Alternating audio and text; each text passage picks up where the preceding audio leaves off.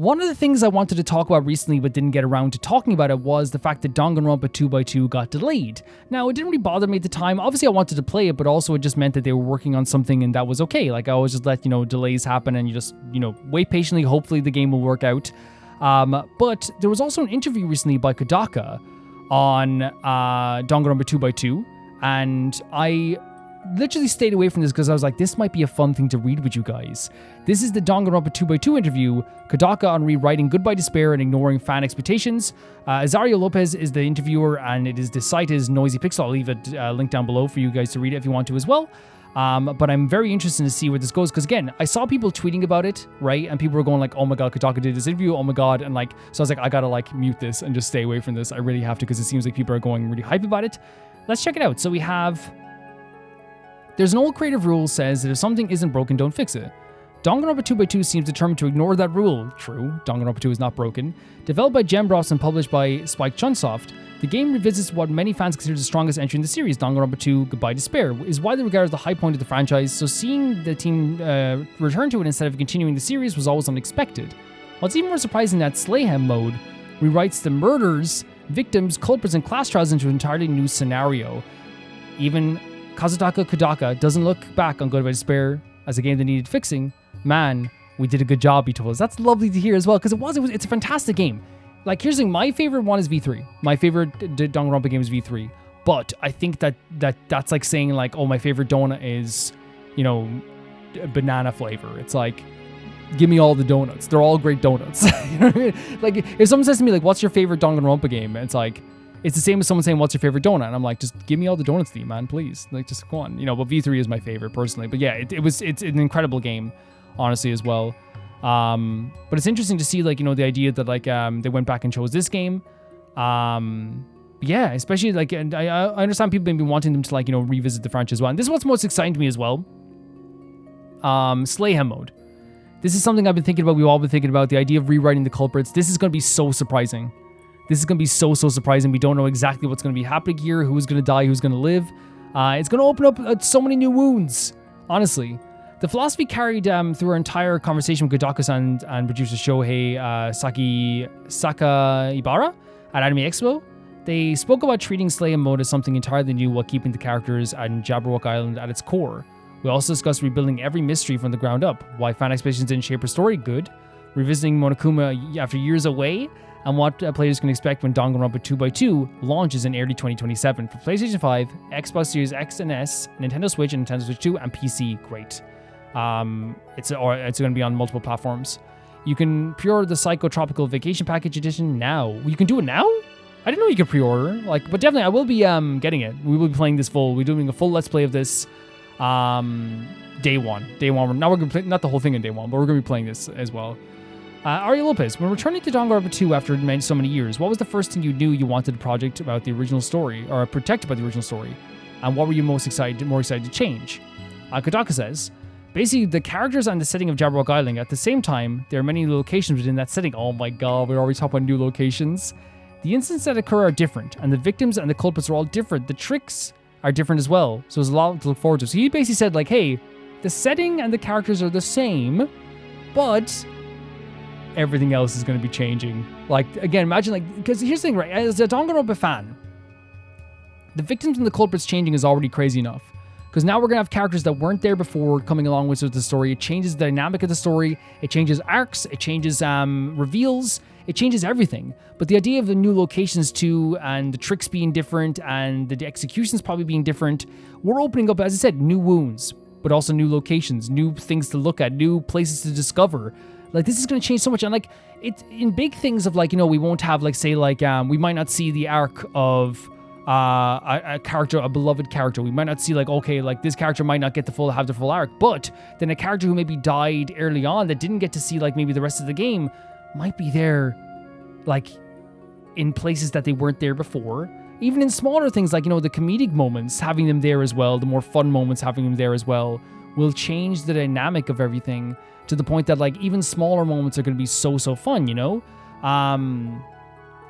and I think that's what's so exciting about this the most, is that you could actually extend arcs. You could make arcs that like used to be like a little bit that were already amazing, but then also maybe expand on them if a character survives. Like, for example, a character like Fuyuhiko already has an amazing arc, but imagine extending that by adding like Peko to that as well. Imagine Peko being the one to go a lot longer in the story. Like it's that dynamic changes everything. And I said, even in the smaller moments of like conversations and the funnier moments, everything's going to change. What was the biggest challenge in creating Slayhem mode as a full alternative to scenario rather than simply adding new cases to the game? Kodaka says, from a scenario perspective, it was tricks. Since all the tricks had to be changed, that was the most difficult part of the writing scenario. So when he says tricks, I'm trying to remember, like, is that talking about the actual games themselves, or like the twists maybe as well? Is it maybe something like that as well?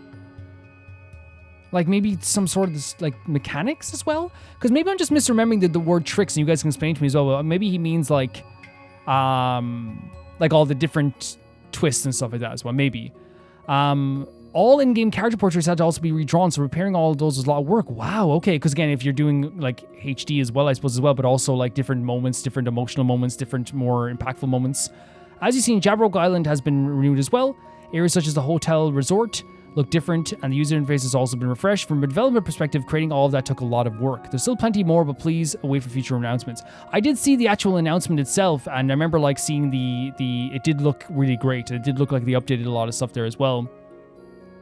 That leads me to my next question. Slayhem mode changes the victims, culprits, and murder tricks. With so much time, some murder tricks. Okay. Between releases, did modern technology and new ideas come into play?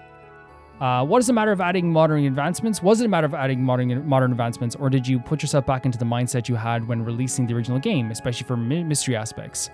I feel like creators evolve every 2 years, and have keep pushing themselves with the 100 line being behind you now, along with all these other games. Did you return to the mindset of goodbye despair, or did you approach this world from where you are now? Interesting. So approach it with the mindset of like the original game, or like with bringing Raincode and 100 line with you. That's interesting.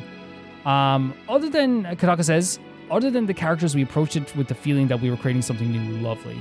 In Slayhem mode, I think you'll be able to see different sides of these characters that weren't shown in Danganronpa 2. That's heaven. Because the thing about Danganronpa is that like it's always like a complete package, and it's so incredible, emotional, heavy, all this stuff as well. But imagine that's a treat. Getting to see a new side of characters you already know. Gift. Absolute gift. I'll be paying the money, but still it's a gift. Ari Loba says, in Danganronpa 2x2 designed, is Danganronpa 2x2 designed for returning players or new players? Can new players jump right in and play Slayhem mode? I'm gonna say Saki Cabra? We're aiming for both. That's why Danganronpa 2x2 includes the original mode with the new scenario Slayhem mode, which I think playing the original first would probably be a bit, my viewpoint would that be. I know it sounds maybe, I hope it doesn't sound elitist. I don't think it does, right? To say we should definitely play the original mode first. That's my viewpoint. I think the original mode is the better option for to get a full view of what the game is. And then again, like, you know, maybe it's gonna be an interesting perspective, and I maybe want to hear that perspective. Someone played Slayhem mode and went back to the original. For someone playing Danganronpa for the first time, we like them to start with the original. Okay. And then move on to Slayhem mode. That's what they like to do as well. Yeah, but it will be interesting to see if anyone does Slayhem mode first, right? That'd be very interesting. Azario Lopez, how much did fan attachment? Oh god. How much did fan attachment to specific characters influence the decisions you made when developing Slayhem mode? Kodaka says, basically when it comes to the scenario, we don't listen to fans' opinions very much. We depict the characters as we understand them. I know these characters better than the fans do. That is pretty sick. That's pretty sick, isn't it? Right? While I think some people might take offense to that, being like, well, we talk with the characters all the time. I love the Kodaka's like, I know these characters well. Your input is not going to be really taken into account, which again, I actually like.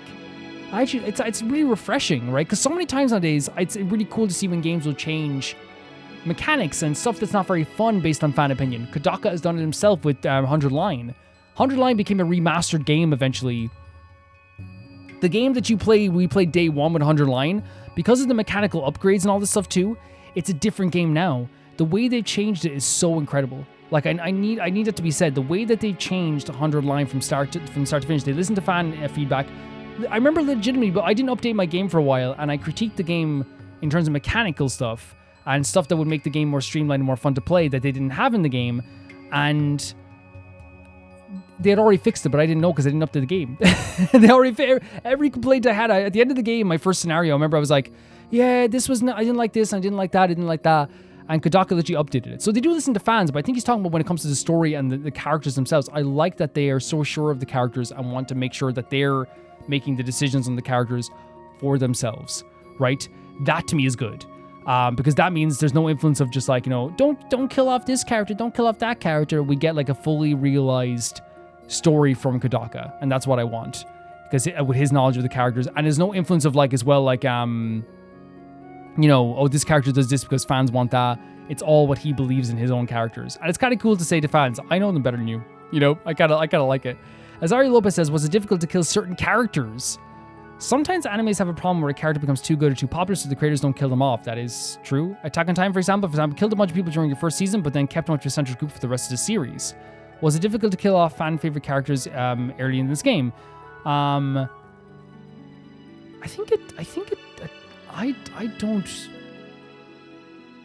don't think this is like entirely true with the. Maybe I don't want to spoil Attack on Titan, but I don't think this is entirely true personally. But I do think that like I get what they're saying, like the idea when a character becomes too popular.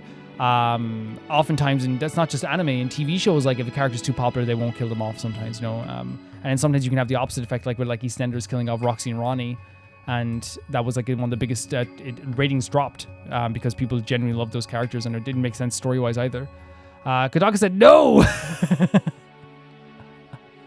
I hope players are waiting excitement and wondering who'll be the next person to die. He said, I do not care if you love this character. They are dying. They will die. And the way he said, I hope people wait with excitement. Some popular characters are dying. We're getting some popular characters dying very early on. For sure. That's a really crazy answer as well. But again, I love that they keep with the artistic intent of what they believe in the game, not what other people are going to believe, not what the fans want. It's what they believe, and I love that. That's great. That's great. That's always going to be great. Fantastic stuff, for sure.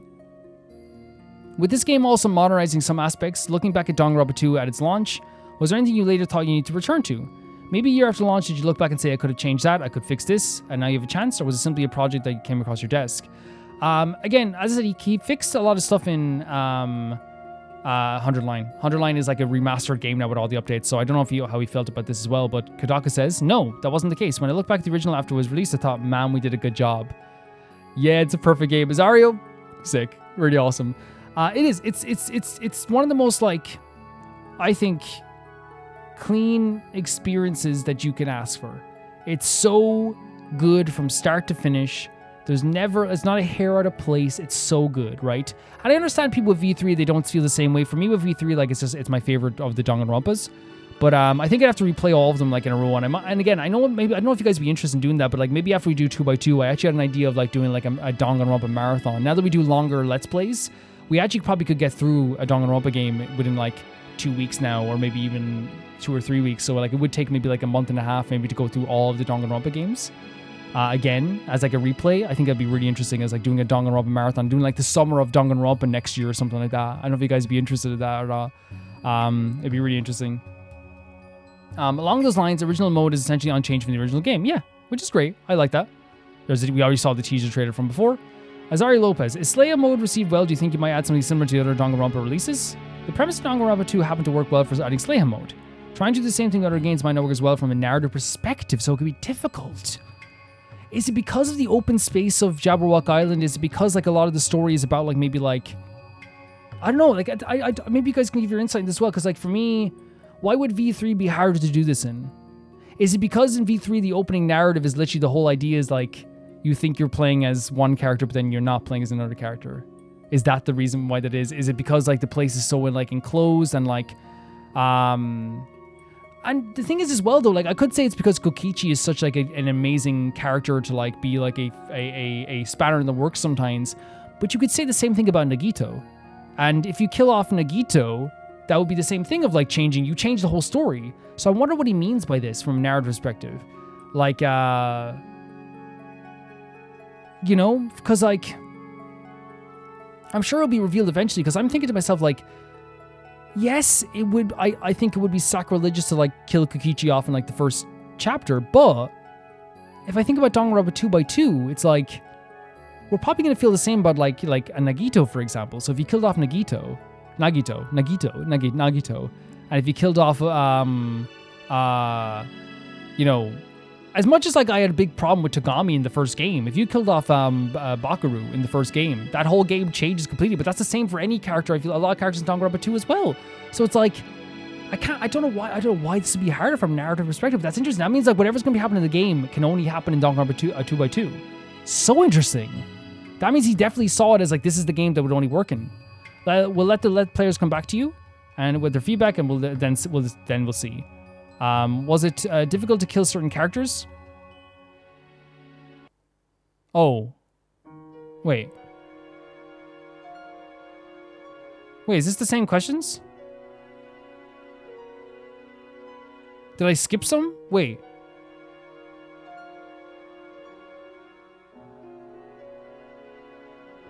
Or it didn't load? Maybe? Because it's the same questions, right?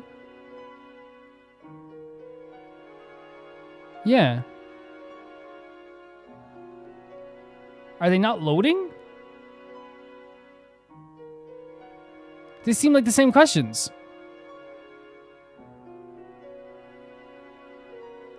Okay, we'll go from here as well. I'll reload to see if I missed any questions in afterwards, but it seems like maybe they didn't load or something. Azaria Lopez, here at Anime Expo, what was it like being around the fans' experience in North American fan base? Is it different from the Japanese fan base? It may simply be the cultural difference, but the fans here feel more passionate than the fans in Japan. Okay. The many people who strongly express themselves and communicate what they like about games or its characters. They more outwardly are expressive about those feelings than we typically see in Japan. Okay, so they're more expressive. I think this says a lot about Monokuma's staying power. You have a larger running brands like Sonic and Mario, but I think Monokuma has found a niche appeal with the fan base. When the trilogy ended, was it difficult for you to walk away from the character? You're now being reintroduced to him, but during the time away, was it difficult for you at all? Maybe in your nightmares? Not really. I'm always creating something new. At the time, I focused on the particular project and its characters, and once I finished Danganronpa, I moved on from it, and I focused on whatever I was creating next. However, I do think there may be parts of Monokuma that are similar to me. I can write Monokuma's dialogue anytime, as much as I want, without even having to think about it. I don't know why. So he says there's similar aspects of Monokuma. I wonder if it's like the sadism? The wanting for characters to go through suffering for a narrative purpose? Maybe? Interesting. But again, I do think Monokuma does have a very niche appeal, but also I do think it's really cool that like he's always focused on the new thing. And again, with Raincoat and 100 Line, that they work so well for me that it's like I'm glad he's always focusing on something new. I'm going to refresh to see if there's anything I missed here. Yeah, it seems like they just repeated questions. Oh, but something was loading in. Okay, that makes sense. So I think they maybe doubled over because they were loading in. No, just like double the questions here. Maybe it's just placed improperly. That's fine.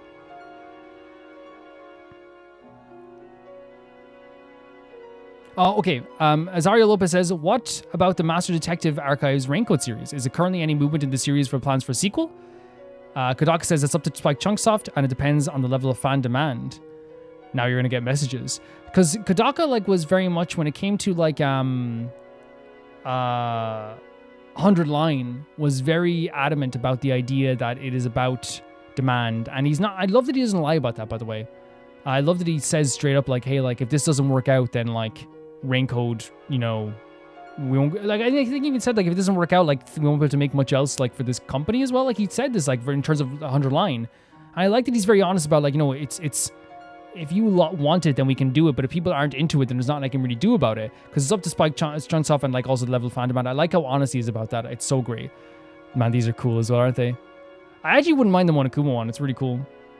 And the bucket hat's really fun as well. And this too, it's really fun. It's really, really fun. With Danganronpa 2x2 getting closer to the release and its ramp up towards connecting more closely with the fans, is there anything you'd like them to know? Kodaka says, we've announced that the game will be released in early 2027, so there's still some time to wait. In the meantime, please play Raincoat. If you play Raincoat first, Danganronpa 2x2 will be 100 times more... What? What? What? What? What? I don't... By the way, I want to make this clear. Like some people like, do you see this as a spoiler? No, I don't. I don't think this is a spoiler to say, hey, play something first, so you because I think it's important. It's an important detail, right? It's an important detail for fans. You should play this first. That means there might be some stuff from Raincoat in Danganronpa. That'd be insane. That would be insane. Oh my god. And again, I want to say this right now because you guys know I'm not a big fan of like, revealing stuff like this. This reveals nothing, but everything. I can't even imagine what will be in from Raincoat in this game, but I can get excited about that idea, right? Man, that's going to be really, whatever that is, that's going to be so exciting. That's going to be so exciting. And Saki Bara says, also since it's a remake of Danganronpa 2, if you played the first Danganronpa, please give it a try. I love that too, like play Danganronpa 2. The first game was also adapted into an anime. You can watch that and learn how the series began and prepare for Danganronpa 2x2. Great interview, right? I really felt the author of the interview really understood the series. And I feel like it's actually like a really great way of like understanding what's happening here as well. The biggest takeaways I think we can have from this game as well, in my view, if we can close in on this picture of Gundam Tanaka. The biggest takeaways I have from this interview, for me personally, are that nobody is safe. This game is setting up an idea that not one singular person is safe in this game. The characters that you loved and you love dearly, it doesn't matter how much you loved them dearly. It doesn't matter much how you cared about them. It doesn't matter how much like you thought they were amazing. We are now in a position where anybody could die. We are in a position now where everyone is in trouble.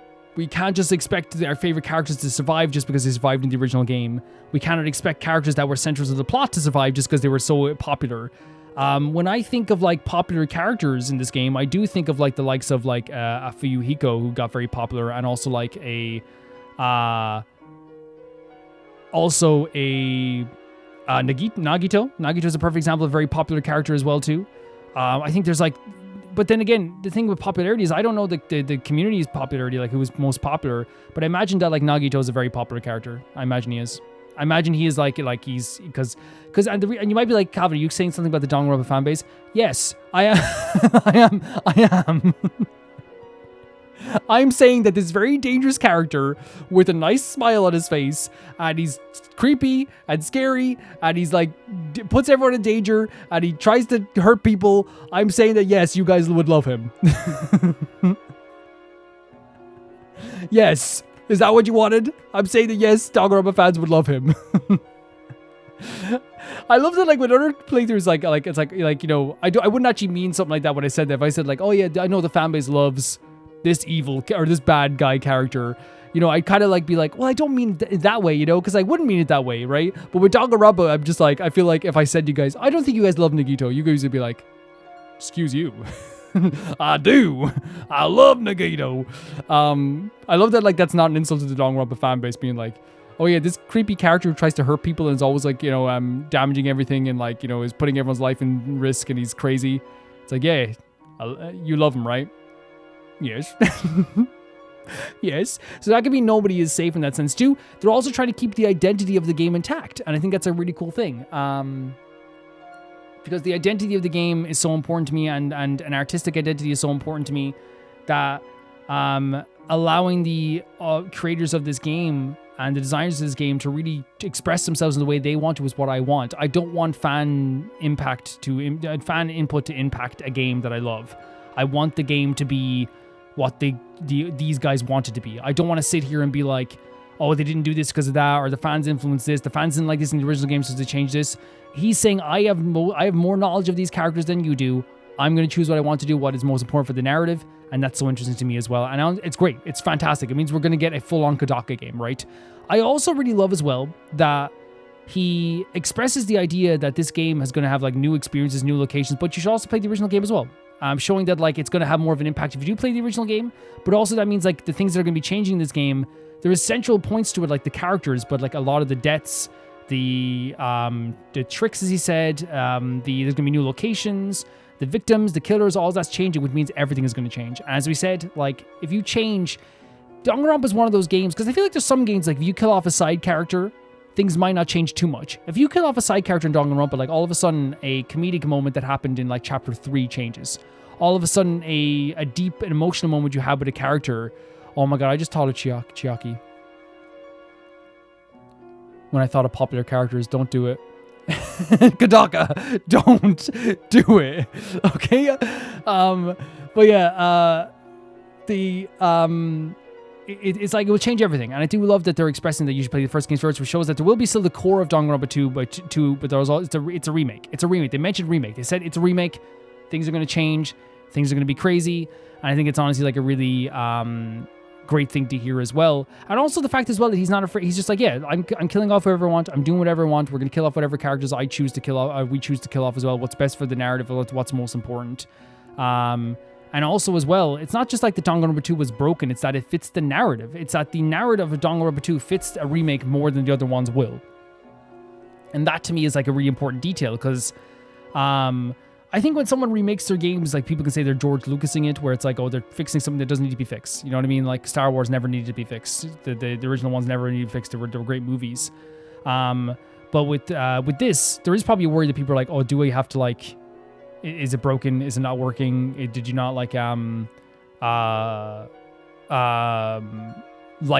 you not like the original game? But no, in this case, it actually is like one of those things where it did work out. It was something that he really liked. And again, they even like believe that, like, you know, they didn't stop him when he said then when Azario said it's a perfect game, because again, I do think that, like, you know, saying it's a perfect game, even though V3 is like I think is a perfect game as well. I think if someone, it's one of those opinions, you know, when someone says to you like Africa by Toto is the greatest song of all time, I may not agree with it, but I never argue, because I'm like, yeah, sick, cool. You know, it's the same thing with Danganronpa 2. When someone says to me this is the best Danganronpa game, I never argue, because I'm like, hell yeah, you know, sure. Like, I love it too. I think it's a 10 out of 10 game as well. It's just V3 is my favorite one, and I think V3 is the best one. But it's as I said, it's the donut analogy. If there's 3 donuts on the table and they're all delicious, it's like, yeah, I might pick the banana one first. Yum, yum, yum, yums, right? Does that mean I don't like the chocolate one or the strawberry one over here?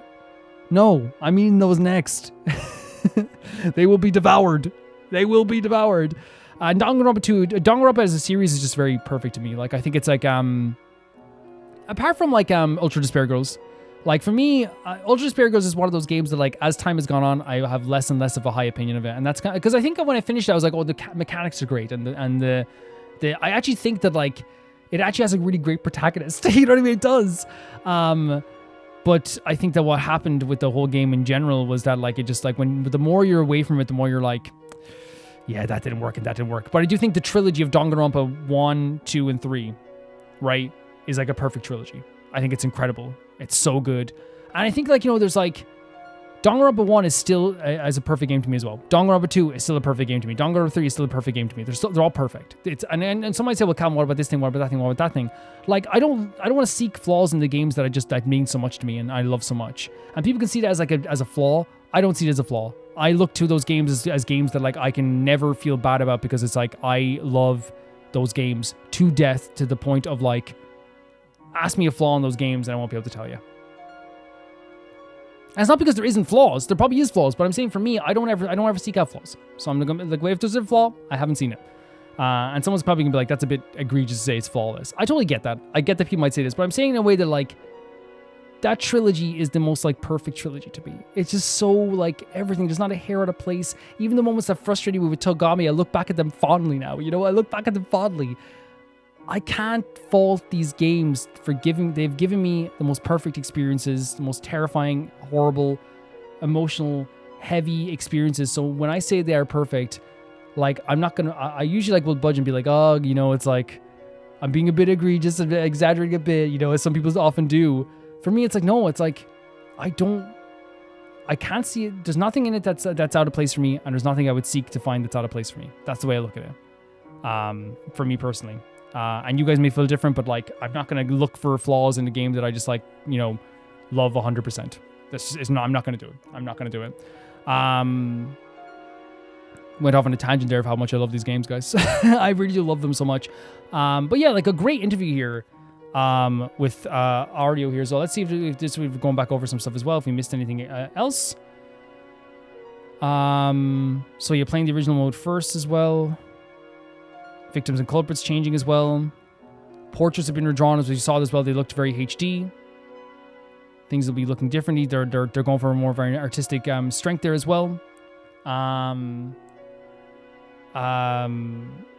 Mana did a good. I love this. Mana did a good job because it's superb. Danganronpa 2 is superb. You can't do another narratives again. He didn't look back and wanted to change anything about that either as well. Oh my god, look at this artwork as well. So great. So great. Monokuma's staying power. I loved him talking about how like Monokuma could be very iconic. Raincode, and of course the idea that something from Raincode would be there as well. And as I said, like I know some people would be like, with Calvin, wouldn't that like break your rules of spoilers? To me, like it's not like a. This is the equivalent of like playing like Persona and someone saying like, you know, well, no, people could say, well, maybe like if you said play Persona 3 before and that means there might be a Persona 3 character and that would be a spoiler. But like, I don't think this is saying that there is a character. It's not saying there's anything in there as well. They're just saying like it will become more interesting. They didn't say you have to play it. They didn't say there's going to be like a thing where it has to play it. It's just saying it'll be more interesting, which shows that like maybe like it's more of a preventive thing. It's kind of like if you're playing Persona 5 Royal and someone tells you have to do a specific thing or else you won't get a certain scenario. I don't see it as a spoiler. I think it was like kind of a helpful thing. And I think it's more of a helpful message than anything else. And there's no way we're not going to be absolutely surprised by what happens in that story. You know what I mean? Whatever Raincode, if it's an Easter egg, if it is a character, if it's a moment, if it's a reference, there's no way we're not going to be surprised when it happens, you know? And so I think it's a very much a different thing in my view as well. Yeah, I'm super excited for this, guys. I'm so excited to play this. The changes that are going to happen in this are going to be absolutely incredible. I'm thinking we might like do some more Danganronpa stuff in the future. But obviously Danganronpa 2x2 is like the big playthrough we're looking for 2027. It's, you know, probably like I'd say like 7 or 8 months away at this point. But I'm very, very excited for it. It sounds like the creative vision and the differences are going to be absolutely incredible. And I'm very excited to see it too, guys. But I thank you guys for listening to this and thank you guys for reading this. And guys, the name of you guys came from Danganronpa 2. Baby Gangstas. That's where this came from. Well, the channel name comes from Baby Gangstas. And I might put a note at the start for people who are just reading this for the first time, because I don't think I did the intro, Hello Baby Gangstas, which is kind of crazy when we're talking about Danganronpa 2, but it did come from this game. And I think it's always like a really important note to mention is like this game is so tied to my channel. Danganronpa is so tied to my channel forever and ever that everyone's called it Baby Gangsta now because of what happened with Yuhiko. So of course I'm indebted to this game. Of course I love this game. Of course this game is perfect to me. Of course these games are perfect to me. This is a franchise where I would die for. I love them so much. I love them so much. So I can't wait to play them with you guys again. And let me know what you guys think about this, and let me know what you guys think about the idea of the summer of Danganronpa. And if you want to see these videos early, the videos I do on the channel, you can see them on YouTube members or on Patreon for €1 or whatever is in your currency. And you can see every single video early on both of those for the lowest tier, €1. If you want to see your name go by the credits, which is going by right now, that is the Chunky Baby Gangsta tier. And that is the €10 tier, and you get to see your name in every single video. And if you want to hear your name be shouted out at the end of every single video as a verbal shout out, that is the I Can Never Repay the Baby Gangsta tier. And that is the highest tier at €15, and you get your name shouted out in every single video. And I want to say thank you to the patrons versus the highest tier, that being Typharo2, Jamie Bull, Johnny the Banana, The Ghost of Izuma, Felicious Felix, Yuld, Anusta, Assassin, True Peanut Butter, Peter Shelson, Leon, Hikasperian, Neo Showerite, Leah 200, Malcolm Kunde, Axler21, and at the highest tier, my YouTube members, Blasco, Musanagi, and Zay. See you guys very, very soon. Bye-bye.